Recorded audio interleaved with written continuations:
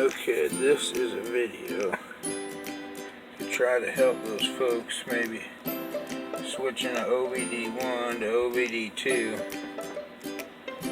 Now if you look there, you get a little timing indicator there. A little dimple right there.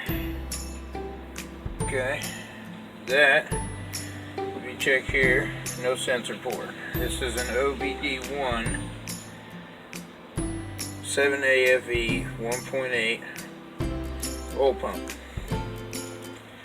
This is an OBD2 7AFE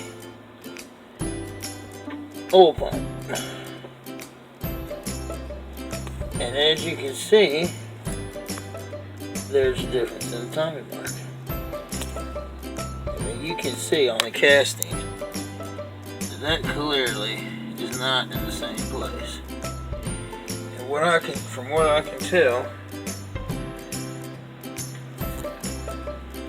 the differences are in the pulley, the oil pump, and the plastic shroud that goes over that. And if you mix those parts up, or you don't interchange them when you're trying to go from one to the other, you're going to have some trouble. But as long as you keep those parts straight, as far as I know mechanically, and as far as my experience has shown me, that block, that 7AFE block, mechanically works like OBD1, OBD2, mechanically they're the same. There might be differences in the cast. I've seen they shave some metal off and stuff here and there over the years, but mechanically they're the same. That key that is on the crank is in the same position. Okay? Same thing with the heads. As far as I can tell, 7AFE cams or 7AFE cams, mechanically, there might be some differences in weight and stuff over the years. They reduce the weight or what have you, but mechanically they're the same. As long as you get those three parts right, you get them swapped out, you can take OBD1 blocks and upgrade them to OBD2 if you done screwed up your 96 or your 97 ST Celica or what have you.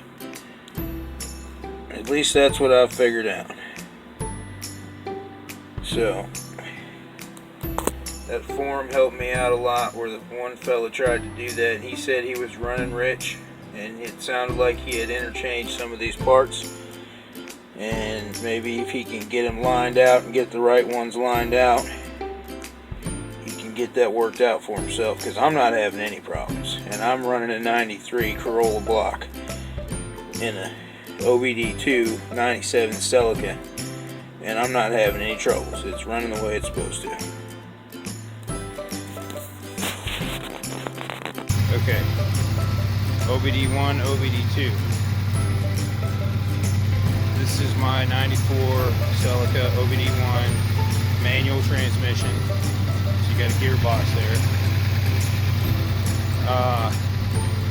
This is going to be the last half of my OBD1 video. It's been a year since the first half, since you've seen me working on this engine block down here.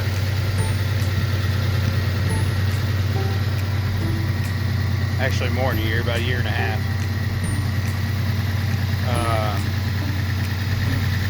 And I believe the first half of the video I am replacing the gear on the crank on this car, because the bolt fell down into it, and that belt is strong enough to press the bolt into the crank gear, so it needs to be replaced. Fortunately, these are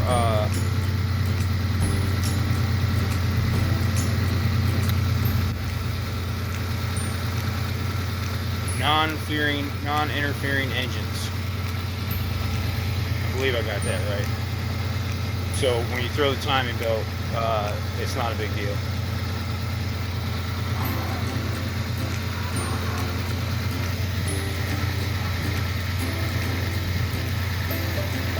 I'm glad I'm not the only one that's got dogs barking in the back of their videos.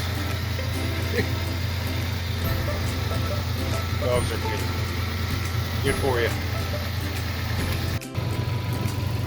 Alright, so I want to wrap this OBD1 OBD2 video up here. Now, like I was saying, as far as I know, you can just run your intake manifold on a Corolla head. You will just be missing this port. It comes around here and goes into the exhaust. And that's how your EGR works here. On a Corolla, it runs a different way. I can't say exactly, I don't remember right off the top of my head. But that's the difference in the head. But you can run this head. You just want to make sure you keep your Celica. See how I got mine marked? Keep your Celica distributor, and you ought to be all right. What's going to happen is it's not going to have any of the exhaust come back into the EGR, which means it's not running correctly. But it should not. I'm not going to promise you, but it should not trigger a check engine, because your valve will still work right here. This should still open and close. Nothing will just pass through it. But as far as the computer is concerned, everything is working correctly.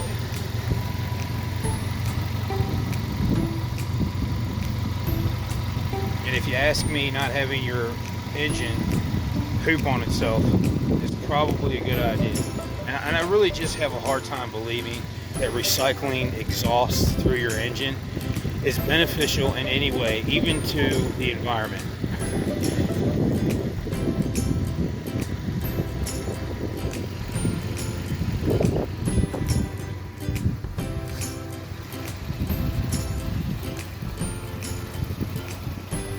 But let me know if you have any questions on check engine or anything like that. You know, you're trying to do OBD1 OBD2 swap. You know, maybe I can point you in the right direction.